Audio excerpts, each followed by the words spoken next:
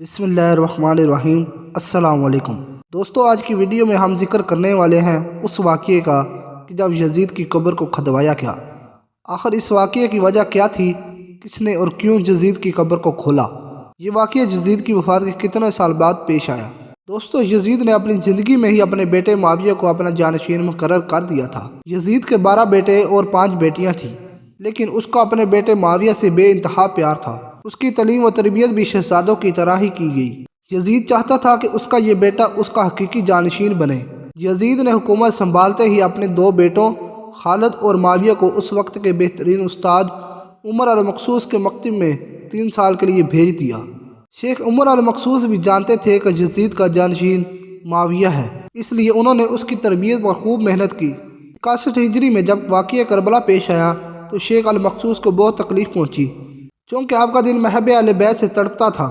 اسی لیے آپ نے یزید کے ان دونوں بیٹوں کو عظمت اہل بیت سے خوب روشناس کروایا۔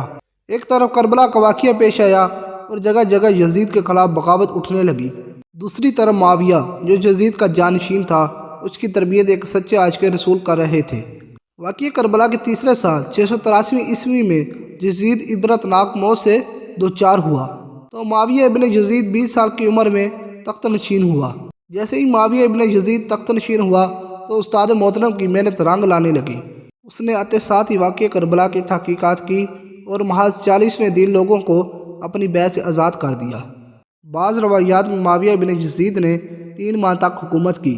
20 سال کی عمر جوانی کا ایسا دور ہے کہ جب انسانی خواہشات کی منہ زوری عروج پر ہوتی ہے۔ یزید کا جانشین ہونا اور پوری اسلامی مملکت پر حکمرانی کرنا اپنی تمام جائز و ناجائز خواہشات کو پورا کرنے کے لیے بہترین موقع تھا۔ لیکن معاویہ بن یزید نے تخت پر بیٹھتے ہی واقعہ کربلا کی تحقیقات کی اور حالات کا بہت باریک بینی سے جائزہ لیا۔ جب اس نے دیکھا کہ میرے باپ نے اسلام اور مسلمانوں کو کس قدر عظیم نقصان پہنچایا ہے، تو اس نے محسوس کیا کہ وہ ایک دوراہے پر کھڑا ہے کہ حکومت کی بھاگ دوڑ تھامے رہے اور ظلم ستم اور عیش و عشرت کا بازار گرم رکھے، یا تخت و تاج کو چھوڑ دے اور اپنے آپ کو ان ہولناک گناہوں اور ان کے دردناک عذاب سے دور رکھے۔ بالآخر اس نے فیصلہ کر ہی لیا۔ اس کا فیصلہ ان سچی تعلیمات اور اس ایمان کے تفعیل ممکن ہوا جو اس کی رگوں میں شامل ہو چکا تھا۔ اس نے ایک عزم راسخ کے ساتھ حکومت کے عہدیداروں اور عوام کو مسجد میں جمع کیا اور پھر خود منبر پر جا بیٹھا۔ اس نے اپنی تقریر میں سب سے پہلے خدا کی حمد اور اس کے بعد رسول اللہ صلی اللہ علیہ وسلم پر درود بھیجا، اور پھر وہ یوں کہنے لگا: میرے باپ یزید کو جب حکومت ملی تو اپنے اعمال اور بدکاری کی وجہ سے ہرگز اس کا اہل نہیں تھا، لیکن وہ بھی اس پر قابض رہا اور اس کا نفس اس سے بدترین کاموں کی ترکیب دیتا رہا۔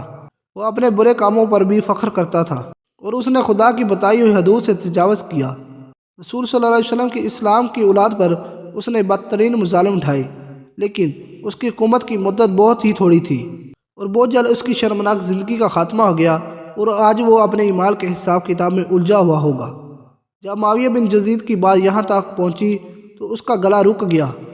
کافی دیر تک وہ بلند آواز میں روتا رہا اور اس کے بعد وہ دوبارہ لوگوں سے ہم کلام ہوا اور اس نے کہا: اے لوگو، میں تمہارے گناہ کا بوجھ اپنے کندھوں پر نہیں اٹھا سکتا اور نہ تمہاری دوستی کا توق اپنے گلے میں ڈالوں گا۔ میری خواہش تو یہ ہے کہ حکومت شہزادہ حسین رضی اللہ تعالیٰ عنہ امام حضرت زین العابدین کے حوالے کر دی جائے، یا اب تم خود جو بہتر سمجھو وہ کرو، یا وہ حکومت کرے جس کا تم انتخاب کرو۔ میں اپنی بیعت سے تم لوگوں پر سے ہاتھ اٹھاتا ہوں اور اس خلافت کو ٹھکراتا ہوں۔ معاویہ بن یزید کے ان جملوں نے محفل میں ایک طوفان برپا کر دیا۔ پھر معاویہ بن یزید منبر سے اتر آیا۔ اس کی ماں اور دیگر عزیز و اقارب آئے تو دیکھا کہ روئے جا رہا ہے، تو اس کی ماں نے کہا: کاش تم حیض کا چھیترا ہی ہوتے اور میں تمہاری خبر نہ سنتی۔ اس نے کہا: خدا کی قسم، میں بھی یہی چاہتا ہوں، اگر میرے خدا نے مجھے معاف نہ کیا تو میرے لیے برا ہو۔ اس کے بعد بنو امیہ نے اموی شہزادے مروان بن حکم کے ہاتھ پر بیعت کر لی اور اسے تخت پر بٹھا دیا۔ مروان نے اپنا دارالحکومت مستقل طور پر دمشق منتقل کر دیا۔ بنو امیہ نے شیخ عمر المقصوص کو زندہ درگور کر دیا کہ تم نے ایسی تربیت کیوں کی کہ معاویہ بن یزید نے بھرے دربار میں بنو امیہ کو رسوا کر دیا۔ اس کے چند دن کے بعد ہی معاویہ بن یزید کو زہر دے دیا گیا۔ 684 عیسوی سے 685 عیسوی تک مروان بن حکم نے حکومت کی۔ پھر اس کی وفات کے بعد مروان کے بیٹے عبد الملک نے 685 سے 705 تک ایک طویل عرصے تک حکومت کی۔ پھر 705 عیسوی سے 715 تک عبد الملک کے بیٹے ولید نے حکومت کی۔ اسی کے دور میں سندھ، اندلس اور دیگر بہت سی ریاستیں فتح ہوئیں۔ اسی کے دور میں شہزادہ حضرت امام زین العابدین کو زہر دیا گیا۔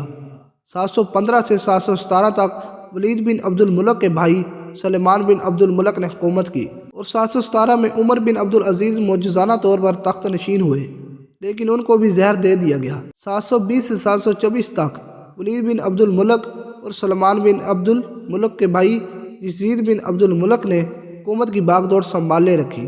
اس کے بعد ہشام بن عبد الملک، ولید بن یزید، یزید بن ولید، ابراہیم بن ولید اور مروان بن محمد نے بالترتیب حکومت کی اور 750 عیسوی میں بنو امیہ کی حکومت کا تخت بنو عباس نے الٹا دیا۔ بنو امیہ کا آخری حکمران مروان ثانی ایک انتہائی سست اور ڈرپوک حکمران تھا، جس نے ابو مسلم خراسانی کے ہاتھوں شکست کھائی اور یوں بنو عباس کی حکمرانی شروع ہوئی۔ تاریخ کتابوں میں درج ہے کہ ابو مسلم خراسانی نے بنو عباس کے ابو جعفر المنصور اور ان کے بھائی ابو العباس الصفا کو حکمرانی سونپ دی۔ اس طرح بنو عباس کے پہلے حکمران ابو العباس نے آتے ہی بنو امیہ کا نام و نشان مٹانے کی قسم کھائی۔ بہت سے لوگوں کو قتل کر دیا گیا اور کربلا کے واقعے میں ملوث تمام کرداروں کی قبریں تک کھود دی گئی۔ اسی طرح بنو عباس کے حکمران ابو العباس الصفا نے یزید کی قبر کو بھی کھدوایا اور یہ کام اس نے اپنی نگرانی میں کروایا۔ وہ چاہتا تھا کہ یزید کو قبر سے نکالے اور اس کی لاش کو سولی پر لٹکائے۔ چنانچہ یزید کی وفات کے 65 سال بعد اس کی قبر کو اس وقت کے حکمران ابو جعفر اور ابو العباس کی نگرانی میں کھدوایا گیا۔ لیکن جب قبر کو کھولا گیا تو سب یہ دیکھ کر حیران رہ گئے کہ اس میں لکڑیوں کی راکھ، بدصورت کتے اور ایک اژدے کے سوا کچھ نہ تھا۔ اللہ پاک ہم سب کی بخشی فرمائے اور سنت رسول پر عمل کرنے کی توفیق عطا فرمائے، آمین۔ اگر ویڈیو اچھی لگی ہے تو میری ویڈیو کو لائک اور چینل کو سبسکرائب ضرور کیجیے گا۔ اللہ حافظ۔